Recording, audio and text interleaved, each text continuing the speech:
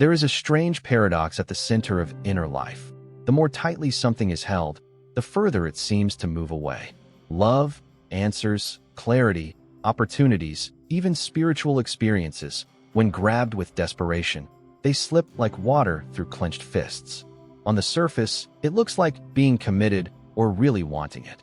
Inside, it often feels like anxiety, obsession, and constant mental noise. The letting go paradox says something uncomfortable and liberating at the same time. The very effort to control everything can block what is being asked for. Letting go is not giving up. It is changing the inner climate from tension to receptivity, from this must happen to if this is right, it will find the way. The mind does not naturally like this paradox. It has been trained to believe that more control is always better. Work harder, think more, push stronger, monitor constantly. This is the programming. In many areas of life, this works: studying, training, building skills. But in the deeper movements of life, love, meaning, intuition, timing, the same approach backfires. The more the mind tries to force the river, the more turbulence is created. Letting go here means shifting from "I must manage every outcome" to "I will do what is mine and release what is not." That shift is deeply spiritual and deeply psychological at the same time. Control often grows from fear. Somewhere in the system, something painful happened that felt sudden, overwhelming, or unjust. A breakup, a loss, a humiliation, a betrayal, a collapse. In that moment, the nervous system learned a lesson. If everything is not watched, if nothing is held tightly, disaster can happen again. Control became protection. The mind started scanning every situation. What if this goes wrong? What if they leave? What if this falls apart? Letting go can then feel like walking unarmed into danger. It is not laziness that keeps control in place. It is a scared part trying to keep life safe. The paradox is that this control does not actually prevent pain. It prevents peace. The person who tries to control every relationship by monitoring messages, analyzing tone, predicting every shift in mood, does not avoid heartbreak, but they do avoid calm. The person who tries to control every career move by obsessing over status, money, comparison, and timing does not avoid uncertainty, but they do avoid rest. The mind imagines that control equals safety, yet the body lives in permanent tension. Letting go is not abandoning responsibility. It is the recognition that hypervigilance is not the same as care. There is a specific feeling that appears when control is active: tightness. Tight jaw, tight shoulders, tight breath, tight inner dialogue. The thought pattern is also tight. It has to be this person, it has to be now, it has to be this path. If this does not work, there is nothing else. That "has to" is the voice of attachment. Not healthy attachment, but gripping. Letting go starts exactly there, in the noticing. This is very tight. The whole system is acting as if there is only one possible way for life to be okay. That awareness opens a tiny doorway to another question. Is that really true? The paradox of receiving through release is easier to see in relationships. When someone is chased emotionally, when calls, texts, attention, and pressure never really pause, the natural response is often to pull away. Even if love exists, the weight of someone's panic can make closeness feel suffocating. The same happens with life itself. When life is held with the energy of "if this desire is not granted exactly this way," everything is meaningless. The field becomes narrow. Options that do not fit the exact picture are not even seen.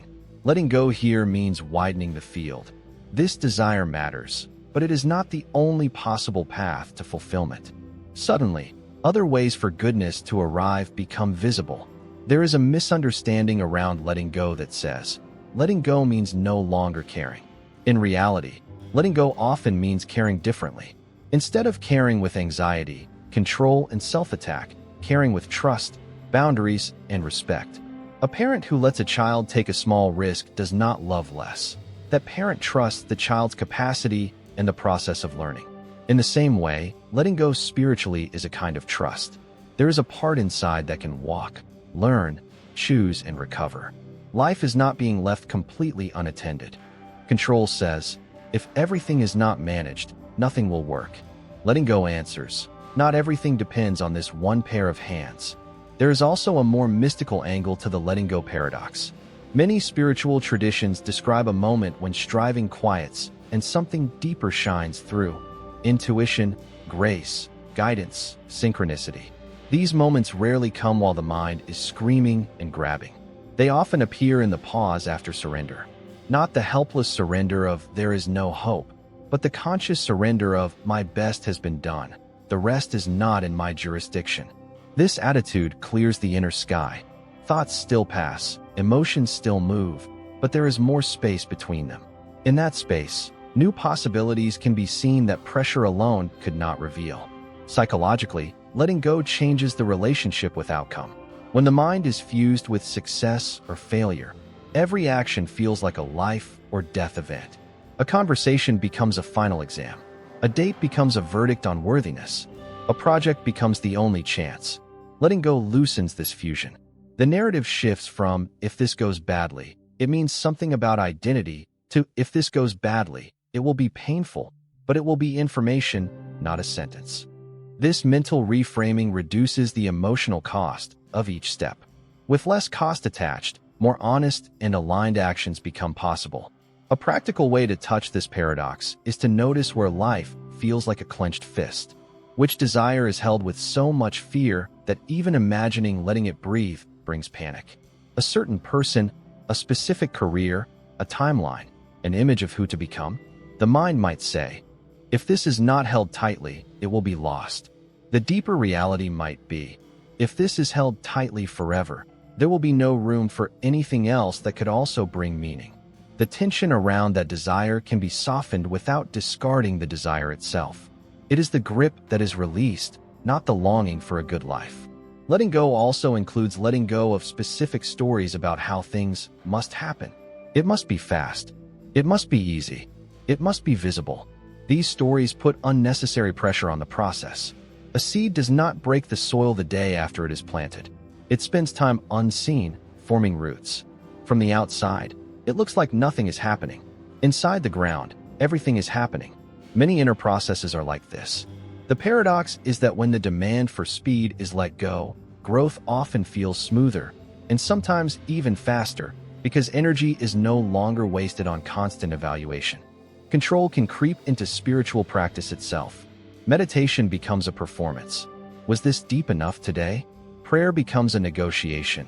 If this is done, can that be given? Healing work becomes a race. Am I evolving faster than others? The same old pattern wearing new clothes.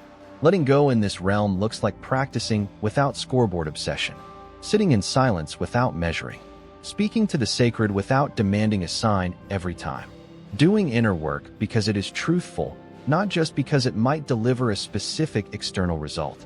Ironically, it is often in this cleaner motivation that the most meaningful shifts arrive. Another layer of letting go is releasing responsibility that never belonged. Many carry a silent weight, responsibility for other people's moods, choices, happiness, or path. As children, this sometimes was true. The only way to feel safe was to manage the emotional climate of adults.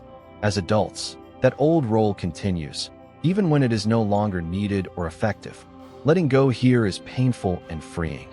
The path of others is not in these hands. Influence, support, and care are possible, but not control. This can feel like betrayal at first, especially when identity has been built around fixing and rescuing. With time, it becomes a doorway to self-respect and to more honest love. The body is a crucial ally in understanding this paradox. Letting go is not only an idea, it is a physical experience. When something is mentally released, the breath deepens a little, shoulders drop a few millimeters, the jaw softens. Even small shifts matter. They send a message to the nervous system. Right now, survival is not at stake. Repeating these small releases, breathing out slowly, placing a hand on the body, uncrossing legs, looking at a wider space like the sky or a horizon, reinforces the inner capacity to let go without collapsing. Letting go is often confused with passivity, but it is actually what allows cleaner action. When control and attachment are driving, actions are reactive. Texts sent from panic, decisions made from comparison, projects started from envy, yes and no's given from fear. When there is a conscious release of "this must prove worth," actions can be chosen more from values, truth, kindness, courage, curiosity. The same external step, a conversation, a risk, a change, feels completely different when taken from this place. It is no longer a demand that life returns a specific result. It is an honest expression of who is becoming. The letting go paradox can also be seen in how inspiration works. For many, the best ideas appear not while staring at a blank page in frustration, but while walking, showering, resting, doing something ordinary. When the grip on "I must think of something right now" relaxes, the creative system has room to surface what was already forming underneath. This is not because the universe rewards relaxation with gifts, but because tension narrows and softness widens perception. The answers that could not be heard over the noise finally have space to be noticed. Of course, letting go is not a one-time event. It is a practice. Attachments reappear. Control creeps back. The mind tightens again around people, outcomes, and timelines. This is not failure. It is simply how conditioning works. Each time the tightening is noticed, there is a chance to rehearse the paradox again. Breathe, soften. Remember that the entire universe does not rest on this one situation. Over time, the muscle of release grows stronger. The system learns that life does not collapse every time control is relaxed. In fact, life often flows more smoothly. At the heart of this paradox is a quiet trust that there is something larger than individual fear coordinating existence. Some will call it God, others life, field, universe, intelligence, mystery. The name is less important than the felt sense that nothing is carried alone. Letting go becomes an act of partnership. This part is being done. The rest is being handed to something wiser. In that partnership, control loses its desperate edge and becomes simple responsibility, doing what is possible, allowing what is not. In the end, the letting go paradox, release and receive, is not about manipulating reality with a spiritual trick. It is about changing the inner posture from gripping to openness. When the nervous system no longer lives entirely in desperation, more is seen, more is allowed, more can arrive. Not every wish will be granted, but something deeper than wish fulfillment becomes available, an inner environment where peace is possible, regardless of perfect outcomes. If these reflections on letting go and receiving touched something tight inside or brought a small sense of breathing space, this can be the beginning of a different relationship with desire, effort, and trust. For more content on emotional healing, nervous system regulation, spiritual psychology, and the deeper movements of life, subscribing to this channel keeps these conversations close. Liking this video helps this message reach others trapped in constant control. Sharing it with someone exhausted from holding everything alone may offer them a softer way. And if one place of tight attachment became visible while listening, naming it in the comments can be the first gentle act of release.